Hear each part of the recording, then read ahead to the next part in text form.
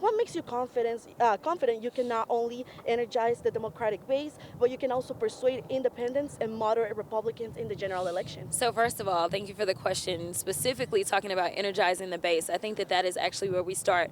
We know that in the state of Texas, we have experienced record low kind of turnout when it comes to our state. We're only turning out maybe a little bit more than 50% of voters that are registered in the state of Texas.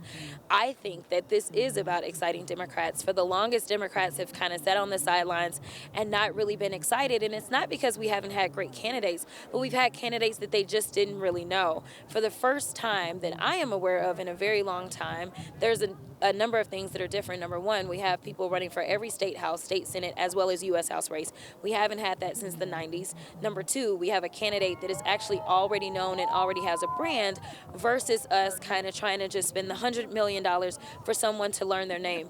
Number three, what I think is most important is that we don't focus on what divides us, but focus on what unites us. Right now, whether you're a Democrat, Republican, or independent, you are struggling right now financially. We know this. We know that we've lost 1.1 million jobs, and it's not even been a full year that this administration has taken over. We know that we have record bankruptcies as it relates to our farmers and ranchers. We know that our small businesses are shuttering. We know that these are a direct result of the policies of this administration. And so I don't plan to focus on the things that divide us. I plan to focus on the things that actually unite us. And I think that that is a winning message. I think if anyone wants to talk to you about something other than affordability, you need to tell them to talk to the hand. If they want to talk to you about something other than, say, how you are going to be able to pay for an education for your school or for your children, or pay for childcare for your child, or otherwise, you need to tell them to talk to the hand. I think that right now, every Democrat needs to focus on bread and butter issues. And we know that the Republicans are complicit in all of the pain that we are feeling right now, and so they won't want to talk about bread and butter issues. So long as we do not get distracted and we do not get divided, then we will be in a position to win this race. Absolutely. And critics worry your style might motivate Republican turnout rather than independent or swing voters. Do you agree that your polarizing image might backfire in the general election? And how would you pivot your messaging to avoid that risk? So I will tell you that the numbers do not bear that out. So I study numbers and I study trends. In fact, there was a poll that was quite flawed that recently came out that only took into account 28% Democrats. So it argued with 28% Democrats, 30% independents, and 42% Republicans. It argued that that would be our electorate, which that is not a reasonable kind of breakdown of our electorate. But guess what? While I've only been in this race for a little over a month, there was only one candidate that was leading a Republican, and it was me. And so what it shows you is that they have some severe vulnerabilities, not only with their candidates, but also with the environment and the fact that they are going to actually be going through a runoff. So right now, we've got two polls that have had me up over at least one Republican. There's never been a Democrat, at least in recent times, that has had polling after only a month and actually being up. So we're just getting started. And so I look at it like that's our floor. Right now, what people appreciate is authenticity, and they appreciate somebody that is going to fight for them. Our campaign is about putting Texans and Texas first. So long as we continue to focus on that, I think that the fact that I am a fighter is actually what's going to motivate all people to want to vote for me, because I'm going to make it clear that I'm not fighting because I'm part of a party agenda. I'm fighting because we as Texans are hurting. Some people might describe you as a Texas progressive. Can you explain to us what does that mean to you exactly? Yeah, a Texas progressive is a little different than, say, a California or a New York progressive. Listen, I'm a gun-toting Texan, right? So I own firearms, I'm licensed to carry, and I also care about agriculture. Way before I was running for the United States Senate, I served on the ag committee. I'm the girl who's actually lived in rural Texas. I'm the girl that has actually driven farm equipment. So, that's a little different than what you normally see or normally think. But for me, it's just a matter of not wanting to roll back people's rights. I believe that workers should have protections, whether it's from the heat extremities, or I believe that, we should have a criminal justice system that actually works for everyone.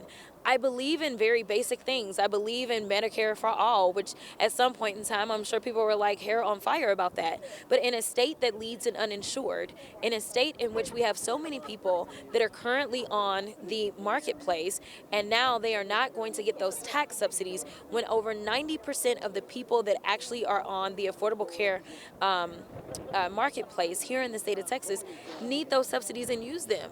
Right now, this is really life or death. So I don't think that people are really concerned about labels. What I think they're concerned about is who is going to fight for them to make sure that they have access to health care, a job, housing, and food.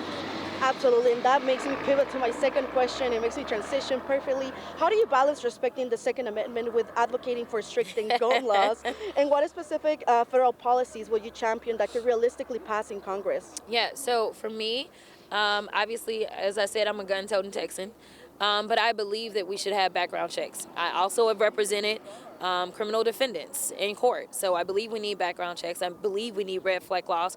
As someone who served on the largest mental health care board in North Texas, as someone who has represented a lot of persons that struggle with mental illness. So I think that there are very basic kind of middle grounds that we can find. This isn't about taking anybody's guns, because I'm not giving mine up either. But this is about making sure that guns don't get into the wrong hands.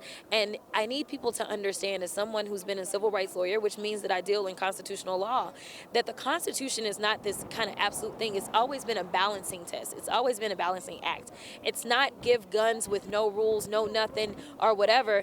That's how they end up in the hands of the wrong people. It is about making sure that we can measure how much harm potentially can come to the community versus someone's individual constitutional rights. And I plan to make sure that we maintain that balance. Absolutely. Beyond the immediate goals of winning the seat, what lasting legacy do you want to leave for Texas in terms of economic opportunity, border policy, or national influence? And how is that different from the Republicans you might face? Yeah, so listen, Texas has a long, strong history. When we think about who signed the Voting Rights Act into law, who signed the Civil Rights Act into law, it was a Texan. It was Lyndon B. Johnson.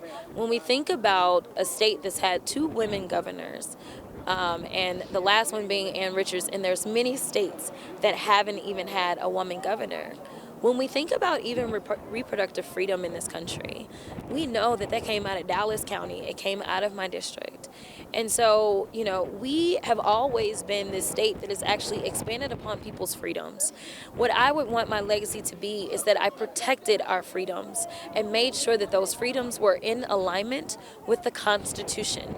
The only reason that I am running for the United States Senate is because our democracy hangs in the balance. When we have a president that is dropping bombs without congressional approval, when we have a president that is using tariffs in a way that they're not supposed to be used, again, without congressional approval, when we have ICE that is going in and kidnapping our friends and our neighbors and our family members and even killing people, that's not America. We are a melting pot. We are a country of immigrants, and we are supposed to be the land of the free and land of opportunity. I am here to restore patriotism to our country, and it only makes sense that a Texan would do it. And so what I want my legacy to be is just that I was a real fighter for the people. I'm not here to play games. Listen, life was a lot simpler when I didn't have death threats, and that was when I was representing actual criminals and actual killers as a public defender. I am doing this because in times like this, it requires courageous leadership, not just titles. And so for me, border policy, yeah. People like to say border security, but border security and immigration policy are completely different. We need to make sure that we keep our border safe, and that doesn't look like a border wall. Again, as somebody who's representing criminals, where there's a will, there's a way, baby. They can climb a wall and they can dig a tunnel under. Like, that doesn't make sense, and it is fiscally irresponsible. But what is responsible is making sure that we have the drone technology that we need to cover our vast border, to make sure that we can have drug interdiction for those that are trying to bring drugs and weapons into our country. That's what makes sense, and it can be done a lot quicker and a lot safer.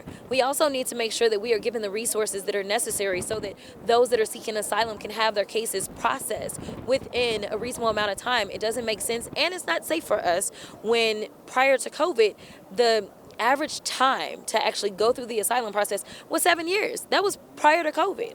The numbers have only gotten worse. So we need to make sure that we've got caseworkers. We need to make sure that we also have those judges. And finally, we need to look at the root causes of migration.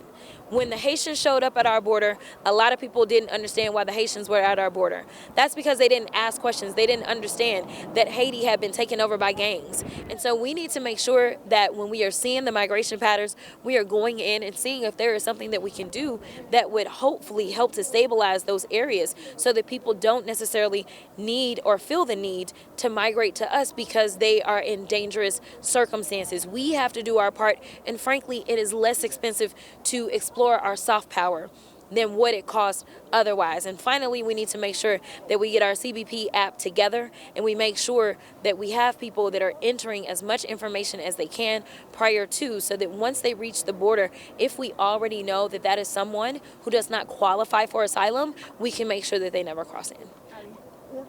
Absolutely. And for my last question, what would you tell people from the Texas Panhandle? Something you wish they knew about yourself that they probably might not know? And will we see you again here soon? Yes, you will see me again. I don't know if it'll be before the primary because the primary is quickly approaching. But what I would want people to know is that I am way bigger than a meme or a viral moment. I am a very serious lawmaker, just like I was a very serious lawyer who practiced law for almost 20 years before I actually started writing laws. It is my experience that will benefit Texans. And right now, as a Democrat that is running, I am the only lawyer that is running in this race. And frankly, on the other side, whether it's Paxton or Cornyn, we will need someone who will be able to spar with them. I'll say it that way, because they are both two very well-trained attorneys as well. We need to make sure that we have the best fighter we can have that is going to get this done, and that's Jasmine Crockett. Thank you, ma'am. Absolutely.